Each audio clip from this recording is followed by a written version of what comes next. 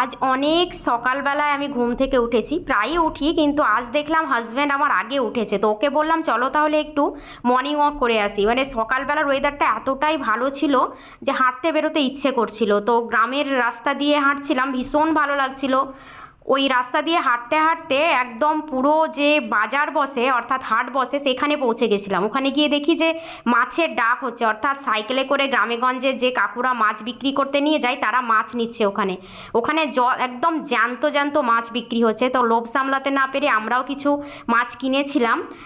কাতলা মাছ নিয়েছিলাম আমরা, ছোট ছোট, খুব বড় না, একদম জ্যান্ত। তো সেই মাছ রান্না করেছিলাম। আর দুদিন আগে ঝড় হয়েছিল, সেই ঝড়ে আমাদের একটা ছুটির ডাল ভেঙে গেছে, ওখান থেকে অনেক সজনে ডাঁটা বেরিয়েছিল, সেই সজনে ডাঁটা দিয়ে আর ঝিঙে দিয়ে মুগের ডাল বানিয়েছিলাম। আর সকালবেলায় একটা কাকি বিক্রি করতে এসেছিল ডুমুর, সেই ডুমুর আমি ডুমো ডুমো করে আলু কেটে ভেজেছিলাম, দুর্দান্ত খেতে হয়েছিল। আর এই সেই টাটকা জলজ্যান্ত মাছ, যে মাছগুলো আমি ভেজেছিলাম, রান্না করতে ইচ্ছে করছিল না, আমার বহুদিনের ইচ্ছে ছিল যে মাছ ভেজে শুধুমাত্র ওই ভাজা মাছ দিয়েই খাবো। আর তোমরা যদি কখনো কাঁচা পেঁয়াজ আর এই ভাজা মাছ একসঙ্গে না খেয়ে থাকো তো খেয়ে দেখবে, দুর্দান্ত লাগছিল। তোমরা কে কে মাছ ভাজা খেতে পছন্দ করো কমেন্টে লেখো, আমার তো হেব্বি লাগে।